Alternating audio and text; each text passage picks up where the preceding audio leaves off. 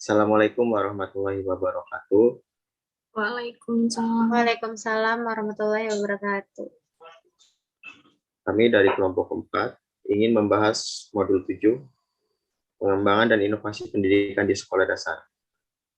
Kegiatan belajar 2. Yang beranggotakan kelompok, yang pertama ada saya sendiri, Kuku Surono, yang kedua ada Kalutfianingsih, yang ketiga ada Pak Firoh, yang keempat ada Nurul Fatihah Utami, dan yang kelima ada Putri Rismariani. Baik, langsung saja kita mulai. Untuk materi pertama saya sendiri, inovasi pendidikan sekolah dasar. A. Lingkup inovasi pendidikan sekolah dasar. Inovasi adalah upaya yang sengaja dilakukan untuk memperbaiki praktek pendidikan dengan sungguh-sungguh. Dalam proses pendidikan, ialah melalui metode pembelajaran. Terkait dengan inovasi terhadap metode pembelajaran dan pembelajarannya,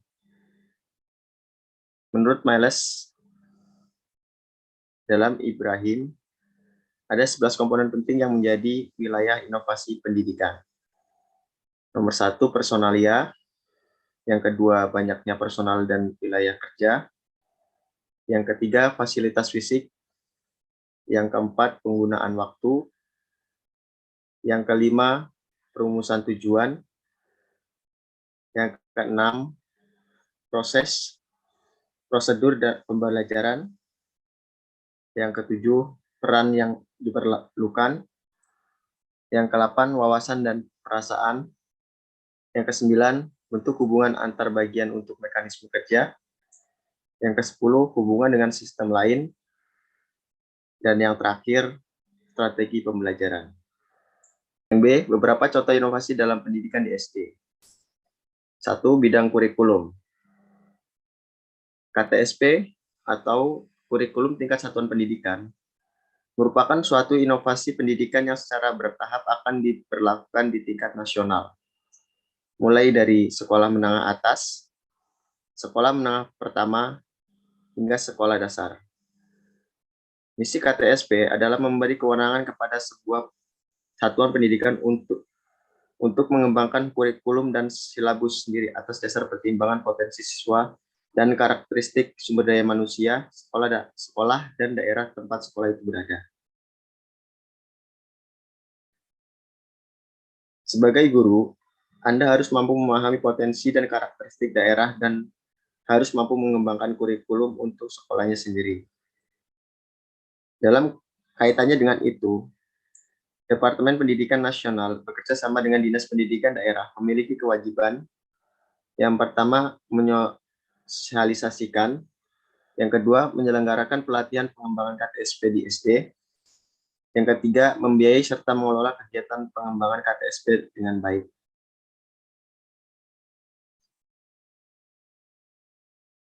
Kedua, bidang pembelajaran atau quantum learning. Quantum learning membiasakan belajar nyaman dan menyenangkan. Inovasi ini merupakan gagasan yang dikembangkan oleh Bobby DePorters dan Mike Harnacki pada tahun 1999. QL sesungguhnya merupakan suatu metode belajar yang biasa atau tidak asing bagi para guru. Namun, dengan variasi dan modifikasi yang cepat, efektif dari Bobby DePorters, ternyata metode belajar yang biasa itu dapat menghasilkan lompatan perubahan, semacam kemampuan diri yang berlipat-lipat atau kuantum, pada anak atau siapapun yang menerapkan metode belajar ini.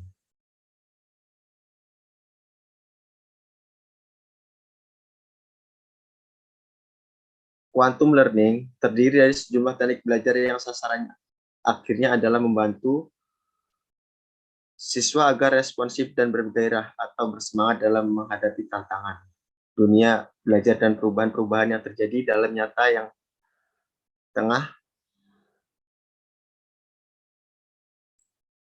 dihadapi di lingkungannya.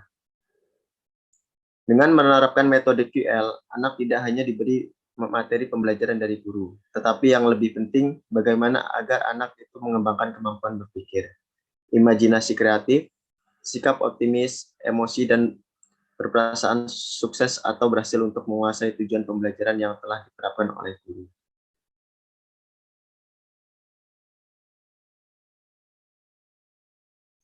Selanjutnya akan disampaikan oleh Putri Risma Haryani. Silakan. Yang ketiga yaitu bidang manajemen atau manajemen berbasis sekolah MBS. Manajemen berbasis sekolah MBS atau School Based Management merupakan suatu inovasi atau pembaruan dalam bidang manajemen pendidikan, khususnya manajemen pendidikan. MBS semakin dikenal karena dianggap cocok dengan kebijakan desentralisasi sebagaimana yang disyaratkan dalam Undang-Undang Nomor 22 Tahun 1999 tentang pemerintahan daerah dan Peraturan Pemerintah Nomor 29 Tahun 2000 tentang kewenangan dan provinsi sebagai daerah otonomi. Praktek MBS berarti adanya pelimpahan wewenang dari pemerintah kepada sekolah untuk merumuskan kebijakan dan penetapan keputusan tentang kurikulum dan pengelolaan seluruh sumber daya dari masyarakat bersama dengan stakeholders-nya. MBS merupakan suatu inovasi yang menempatkan sekolah sebagai suatu identitas atau sistem yang memiliki kemampuan untuk membuat keputusan dalam mengelola semua sumber daya yang ada. Selanjutnya dibacakan oleh Kak Nurul. Prinsip dan model perencanaan inovasi pendidikan anak di sekolah dasar. 1. Prinsip perencanaan inovasi pendidikan. Perencanaan merupakan hal mutlak yang harus dilakukan untuk mencapai suatu keberhasilan inovasi pendidikan. Dalam hal ini, perencanaan berarti suatu persiapan dan pengambilan keputusan untuk berbuat secara sistematik yang merupakan serangkaian aktivitas berkelanjutan dan saling melengkapi untuk mencapai tujuan yang telah ditentukan. Ada 3 jenis hubungan yang bersifat perlu secara proaktif dijalin dalam langkah inovasi pendidikan itu. Pertama, hubungan reaktif yang berarti hubungan secara kontinum mengadakan respon terhadap kekuatan dari luar seperti tekanan masalah politik, ekonomi, sosial, dan kebudayaan. Kedua, hubungan proaktif, yaitu sistem yang memegang peranan sebagai pengambilan inisiatif, mengadakan perubahan atau inovasi, dan secara aktif untuk mencari sumber-sumber dari lingkungannya. Ketiga, hubungan interaktif, yaitu hubungan di mana pertumbuhan dan perkembangan atau perubahan suatu sistem sebagai hasil adanya hubungan interaksi antara sistem dengan Ibrahim 1988 mengungkapkan elemen-elemen pokok dalam proses perencanaan yaitu 1. Merumuskan tujuan umum dan tujuan khusus inovasi. 2. Mengidentifikasi masalah. 3. Menentukan kebutuhan. 4. Mengidentifikasi sumber penunjang dan penghambat. 5. Menentukan alternatif kegiatan. 6. Menemukan alternatif pemecahan masalah. 2. Model perencanaan inovasi pendidikan. Agar perencanaan inovasi pendidikan tidak melenceng dari berbagai elemen pokok perencanaan tersebut, perlu digunakan suatu model perencanaan inovasi pendidikan di sekolah dasar yang ada. Model yang disebut ialah model perencanaan inovasi pendidikan proaktif dan interaktif atau MOPI-PPI. MOPI-PPI di sini lebih menekankan kepada pola urutan pemikiran secara rasional sebagai pembimbing untuk membuat perencanaan inovasi pendidikan pada suatu sekolah. Kata-kata kunci yang merupakan ciri utama MOPI-PPI ialah terbuka, fleksibel, keseluruhan, dan hubungan baik. Terbuka artinya sekolah dasar tersebut merupakan sistem yang mau menerima input baik dari dalam sistem itu sendiri maupun dari luar sistem. Fleksibel artinya dalam proses perencanaannya bebas untuk bergerak dari tahap satu ke tahap berikutnya. Dan tentunya sesuai dengan kondisi dan situasi yang ada. Keseluruhan artinya bahwa perencanaan harus dipikirkan secara menyeluruh dengan memperhatikan berbagai aspek atau komponen yang diarahkan kepada kesuksesan inovasi pendidikan sekolah dasar itu. Kemudian selanjutnya akan dibacakan oleh Kafia. Silakan Kafia. Baik, Kak Nurul, terima kasih. Untuk selanjutnya, D. Penerapan inovasi pada sekolah dasar. Inovasi pendidikan bukan berarti selalu pembaruan yang bertaraf nasional. Juga dapat diusahakan oleh guru, kepala sekolah, bahkan mungkin ide pertamanya muncul dari peserta didik. Berikut adalah tentang apa dan bagaimana cara menerapkan ide untuk memperbaiki atau memecahkan masalah-masalah di sekolah dasar, yang penerapannya merupakan sesuatu yang disebut sebagai inovasi.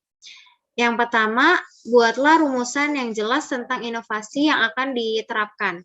Untuk mempermudah, disarankan menggunakan pertanyaan-pertanyaan apakah Anda akan A. Mengembangkan metode pembelajaran yang sangat efektif untuk mengajarkan matematika atau IPA. Yang B. Menggunakan sumber atau media pembelajaran yang murah dan efektif. Yang C. Mengumpulkan data. Yang D. Membagi wewenang dan tanggung jawab. Yang E. Mengusahakan peningkatan produktivitas. Yang F. Mengembangkan cara penilaian. Yang G. Membantu orang tua peserta didik. Yang H. Menambah, mengurang, atau mengubah persyaratan kurikulum dan sebagainya.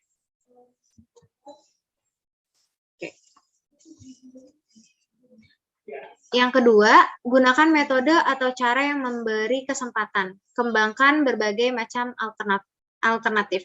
Yang ketiga, kembangkan berbagai macam alternatif. Yang keempat, gunakan data atau informasi yang sudah ada. Yang kelima, gunakan tambahan data untuk mempermudah fasilitas. Yang keenam, gunakan pengalaman di SD atau lembaga yang lain. Yang ketujuh, berbuatlah secara positif. Yang kedelapan, menerima tanggung jawab pribadi. Yang kesembilan, adanya pengorganisasian kegiatan, mencari jawaban atau beberapa pertanyaan dasar tentang inovasi sekolah. Baik, selanjutnya dilanjutkan oleh Kak Kukuh untuk penutupan. Sekian presentasi dari kami, kelompok 4. Kami ucapkan terima kasih banyak. Assalamualaikum warahmatullahi wabarakatuh. Waalaikumsalam warahmatullahi wabarakatuh.